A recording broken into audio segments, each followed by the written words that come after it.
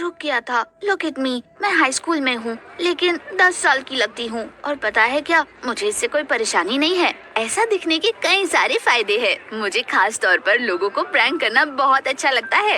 एक दिन मेरे फ्रेंड्स और मैंने हमारी नई एलिमेंट्री स्कूल टीचर को प्रैंक करने का सोचा। I pretended to be a student who got lost. मेरी फ्रेंड मेरा हाथ पकड़कर मुझे छोटे बच्चों की तरह क्लास में ले गई। टीचर को बहुत देर तक समझ ही नहीं आया कि मैं कौन हूँ। तब तक क्लास डिस्टर्ब हो चुकी थी। सारे बच्चे बहुत शोर मचा रहे थे और मुझे बहुत इंटरेस्ट के साथ देख रहे थे। आखिर में टीचर मुझे खींचकर प्रिंसिपल के पास ले गई। तो अब जाकर उन्हें पता चला कि मैं हाई स्कूल की स्टूडेंट हूँ। जैसे ही प्रिंसिपल ने मुझे डांटना शुरू किया, मैंने अपना सबसे बड़ा ट्रम्प कार्ड खेल दिया। I made a face and try to look like a cat from that one scene from shake.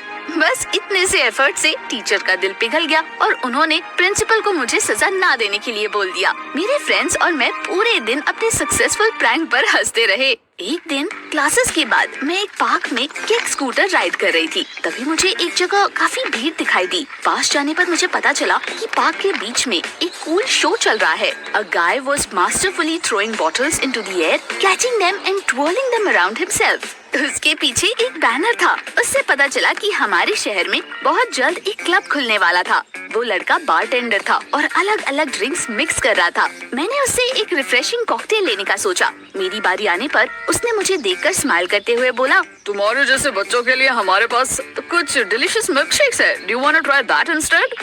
वैसे तो मैं एडल्ट हूँ, लेकिन मुझे मिल्कशेक अच्छे लगते हैं। उस लड़के ने मुझे ड्रिंक और क्लब का बिजनेस कार्ड पकड़ा दिया। उस पर एक एड्रेस और एक वेबसाइट दी हुई थी। घर आने के बाद मैंने वेबसाइट खोली और मुझे पता चला कि उस क्लब में बहुत सारी ओपन वैकेंसीज थी। वो क्लीनर्स, वेटर्स और बारटेंडर की तलाश में थे। मैं बिना एक्सपीरियंस के भी उनके साथ पार्ट टाइम जॉब कर सकती थी, क्योंकि वो नए वर्कर्स को सिखाने वाले थे। मैं पार्क वाले शो से काफी इंस्पायर्ड थी और जानना चाहती थी कि वो कैसे करते हैं। अगले दिन मैंने जॉब इंटरव्यू पर जाने का फैसला किया। मैं उस पोजीशन के लिए परफेक्ट थी, क्योंकि मैं क्रिएटिव और सोशिएबल थी। That is exactly what a perfect bartender was supposed to be like, है ना?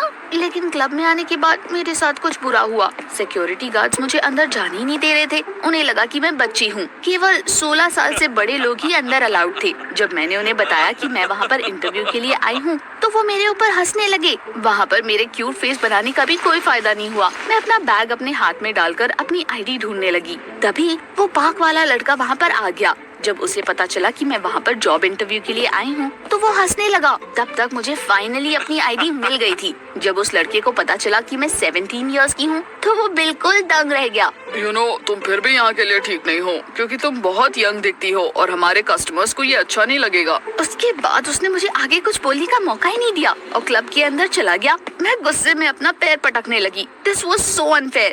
बट ऑफ कोर्स मैं इतनी आसानी से हार तो नहीं मानने वाली थी। मैंने वहाँ से जाने का नाटक किया और फिर बिल्डिंग का चक्कर लगाने लगी। उसके दूसरी तरफ एक बैक एंट्रेंस था और वो दरवाजा खुला हुआ था। मैं अंदर घुस गई और कॉरिडोर में घूमते हुए किचन तक पहुँच गई। एडमिनिस्ट्रेटर बैच वाला एक आदमी कुक्स को कुछ बता रहा था। मैं उनकी नजर बचाकर चुपचाप वहाँ से निकल गई। दूसरे कैंडिडेट्स भी अभी हॉल में ही खड़े थे। मैं चुपचाप उनके पास पहुँच गई और ऐसे दिखाया कि मैं फ्रंट डोर से आई हूँ। उसके बाद वो एडमिनिस्ट्रेटर हमारे पास आया। उसने सबसे एक एक करके बात करनी शुरू की, लेकिन उसने मुझे नोटिस तक नहीं किया। जरा सोचिए, वो मुझे छोड़कर सीधा अगले कैंडिडेट पर चला गया। मैंने उसका अटेंशन पाने के लिए उसकी स्लीव खींची।